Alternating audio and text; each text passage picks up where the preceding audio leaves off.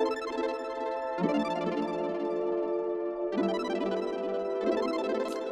up guys? So today I'm serving you flower child Coachella vibes.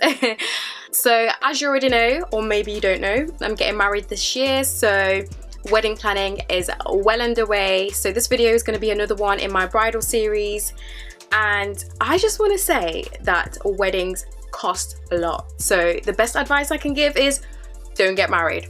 Save your money, go traveling, buy that car you wanted. Not really, I'm kidding. Obviously getting married is a beautiful thing, but for me personally, I'm finding that it's better and cheaper for me to do a lot of things myself, including flowers. So, well, I'm not sure if I'm doing all my flowers yet. I'm yet to check that out. But one thing I know I'm definitely doing is these floral flower crowns for my flower girls. I went in to see a florist and she basically quoted me £20 each for one. Yes, uno. So basically the African in me was like, hell no, I'm gonna go home and make it myself. And I think it must have cost under £5 anyway, because the Gypsophila is like, what, £2.90 from Tesco's. So yeah, that's what we're gonna do today, guys. I'm gonna share with you how I did this.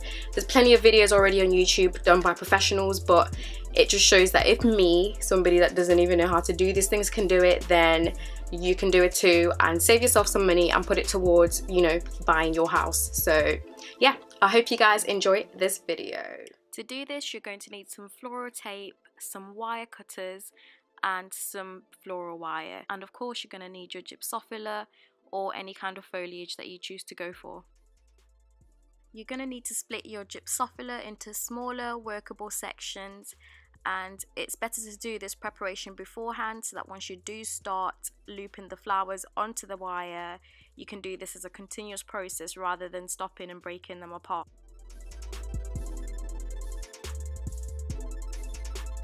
You're then going to use the wire to measure the width of your head by placing the wire onto your head exactly where you would like the crown to sit, and then use this to determine just how much wire you need.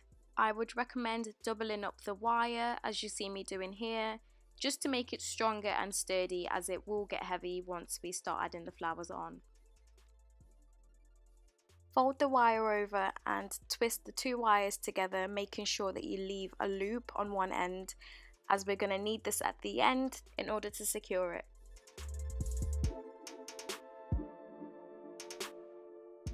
Starting about an inch away from the loop, you want to start adding the flowers onto the wire and taping them on with your floral tape. It really is as easy as it looks. Simply add the flowers onto the wire, twist the tape around them, and do this continuously until you get to the end.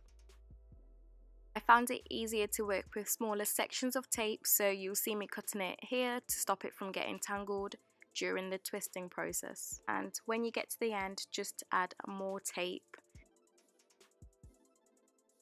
As you get to the end, it will start to look something like this.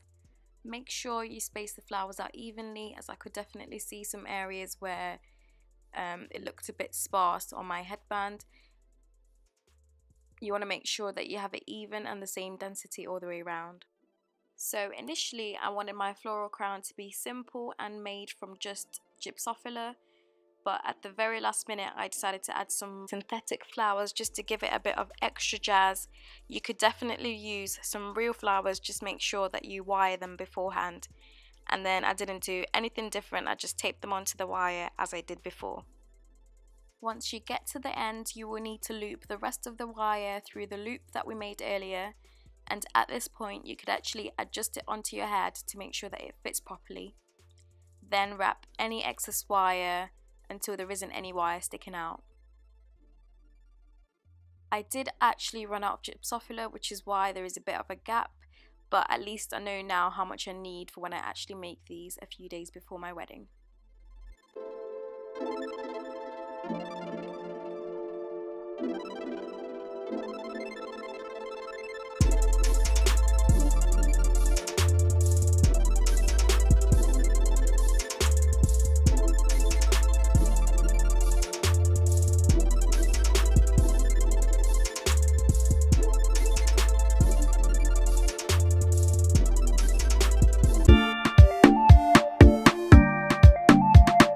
Chapter.